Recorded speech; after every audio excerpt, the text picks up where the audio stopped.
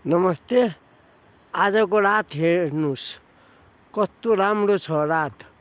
आकाश भनेको पुरै ब्ल्याक, कालो, औँसीको रात जस्तो कालो छ। हेर्नुहोस् पुरै कालो, कतै केही देखेको छैन है, कतै केही छैन।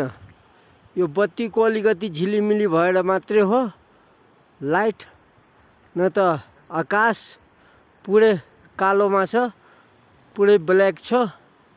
तारा पनि यसमा देखिएको छैन एउटा पनि है। आजको सिन महाभव्य रूपको सिन रहेछ, अचम्मको।